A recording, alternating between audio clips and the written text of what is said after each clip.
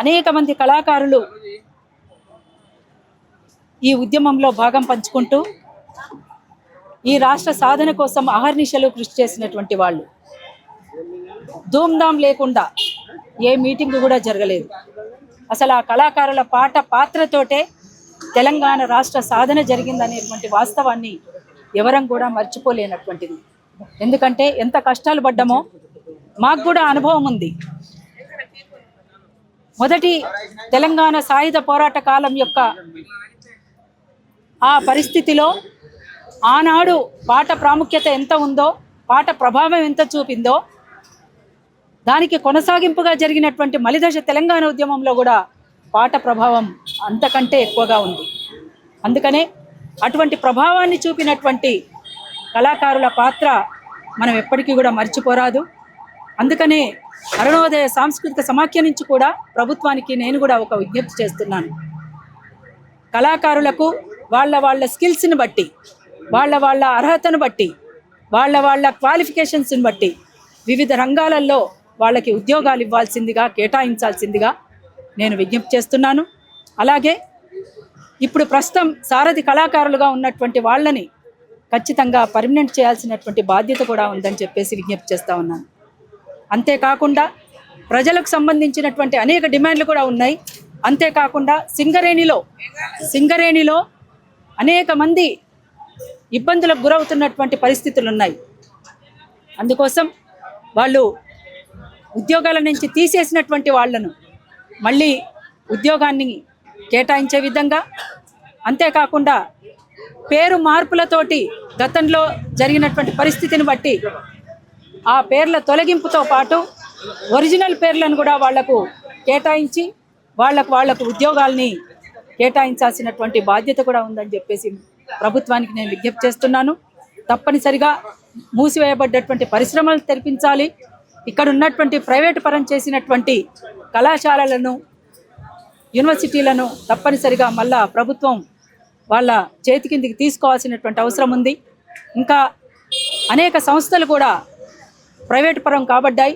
ఆ సంస్థలన్నింటినీ కూడా ప్రభుత్వం స్వాధీనం చేసుకొని తప్పనిసరిగా ప్రభుత్వ పరంగా వాటిని నడిపిస్తే గనక ఉద్యోగాలకు కొదవ లేకుండా ఉంటుంది, నిరుద్యోగం అనేటువంటిదే ఉండదు అనేటువంటిది నేను ప్రభుత్వానికి ప్రధానంగా తెలియజేయదలుచుకున్నాను. Thank you. తెలంగాణ ఉద్యమకారులను ఉద్దేశించి ఒక పాట పాడు. తెలంగాణ ఉద్యమకారులకు సంబంధించి అవును, ఎందుకు నిర్లక్ష్యం చేయడం కళాకారుల పక్షాన? అదే మా ప్రశ్న కూడా అదే. నిజానికి కష్టపడ్డటువంటి కళాకారులను వెంటనే ఏదో రూపంలో ఎక్కడో ఒక చోట ఉద్యోగం కేటాయించాల్సినటువంటి బాధ్యత ఉండాలి. ఏ ప్రభుత్వానికైనా ఉండాల్సిందే. అందుకని ప్రభుత్వం విస్మరించింది కనుకనే ఇవాళ వాళ్ళు ఇదే ధర్నా చౌక్లో, ఏ ధర్నా చౌక్లోనైతే మలిదశ తెలంగాణ ఉద్యమంలో ధూమ్ధాములు చేసిండ్రో మళ్ళీ ఇవాళ పోరు దీక్ష అంటూ వాళ్ళంతా కూడా రోడ్డుకి ఎక్కాల్సినటువంటి పరిస్థితి వచ్చింది. కాబట్టి ఇప్పటికైనా మించిపోయింది లేదు.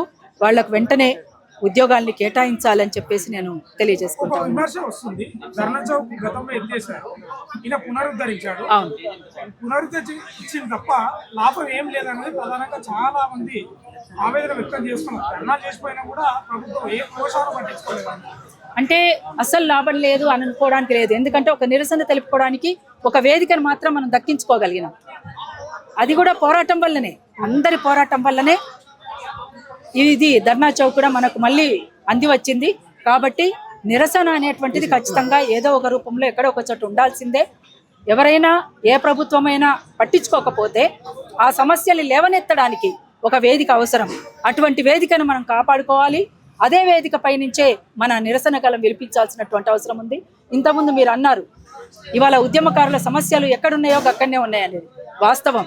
ఎందుకంటే అదే ఉద్యమకారులలో మేము కూడా ఉన్నాం.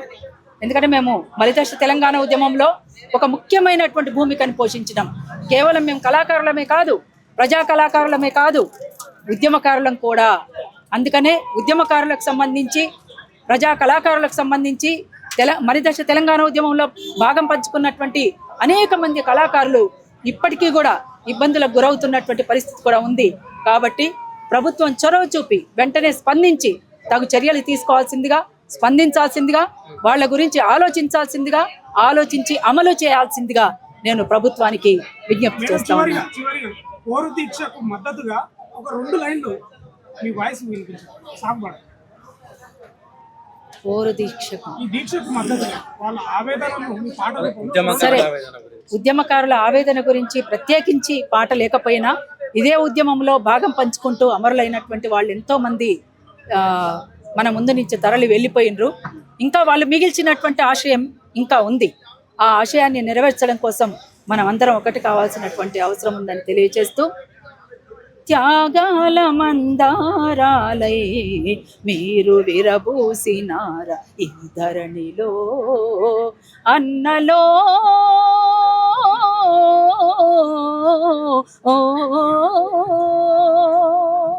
మా అక్కలో త్యాగాల మందారాలై మీరు విరబూసినార ఈ ధరణిలో. పనిచేసినటువంటి కౌలు కళాకారులకు న్యాయంగా గత ప్రభుత్వంలో న్యాయం జరగలేదు. ఉద్యమ కళాకారులకు కాకుండా వీళ్ళను విస్మరించి గత ప్రభుత్వంలో సాంస్కృతిక సారథి రసమయ్య బాలకృష్ణ గారు ఎవరెవరినో నియమించారు.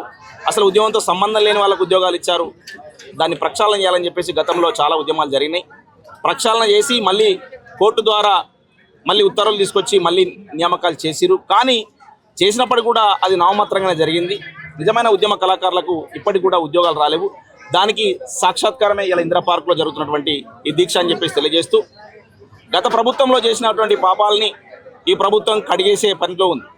ఆ కడిగేస్తున్నటువంటి సందర్భంలో ఒక్కొక్కటిగా ముఖ్యమంత్రి గౌరవనీయులు రేవంత్ రెడ్డి గారు కౌలు కళాకారులకు సంబంధించినటువంటి ఆక్రందనను కూడా, కౌలు కళాకారులు ఉద్యమంలో పనిచేసినటువంటి కౌలు కళాకారుల బాధల్ని కూడా, కష్టాలని కూడా తన మంచి హృదయంతో కౌలు కళాకారుల పక్షాన ఎట్లా ఉంటాడో మనం గతంలో చూసినాం. కాబట్టి గదరన్న విషయంలో కానీ, అందశ్రీ గారి విషయంలో కానీ మనం చూసినాం.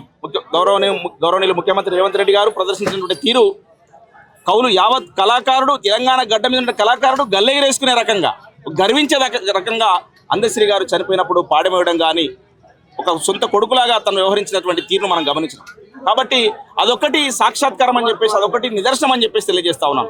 కౌలు కళాకారులు ఎక్కడ కూడా నిరాశ నిస్పృహలకు లోను కావద్దు. గత ప్రభుత్వంలో జరిగినాయి, మోసాలు జరిగినాయి, అక్రమాలు జరిగినాయి, చాలా మందికి ఉద్యోగాలు రాలేవు, ఆ బాధ ఉన్నది. కానీ టైం అంతా పోయింది. అప్పుడే ఉద్యోగం వస్తే ఇన్ని సంవత్సరాల జీతాలు వస్తుండే, పోయింది. అయినప్పటికీ కూడా ఈ ప్రభుత్వం ఖచ్చితంగా ఈ నిరుద్యోగ ఉద్యమ కళాకారుని ఆదుకుంటుంది. ఖచ్చితంగా ఉద్యోగాలు ఏవైతే 7 డిమాండ్లు అయితే పెట్టిరో ఆ 7 డిమాండ్లో మా మంత్రి గారు గౌరవనీయులు జూపల్లి కృష్ణారావు గారి దగ్గరికి మేము సాధ్యమైన తొందరగా మేము తీసుకెళ్ళి, మంత్రివర్యులు సమ్మక్క సారక్కకి సంబంధించినటువంటి ఆ పర్యటనలో ఉన్నారు కాబట్టి సాధ్యమైన తొందరగా మేము తీసుకెళ్ళి మంత్రి గారితో కూడా చర్చిస్తాం, మాట్లాడతాం. ఖచ్చితంగా ఈ నిరుద్యోగ కౌలు కళాకారుల పక్షాన మీరు ఎలాంటి అనుమానం లేదు, గౌరవనీయులు ముఖ్యమంత్రి రేవంత్ రెడ్డి గారు మన కళాకారులకు 100% న్యాయం చేస్తాడు. మీరు ధైర్యంగా ఉండని చెప్పేసి నేను తెలియజేస్తా ఉన్నాను.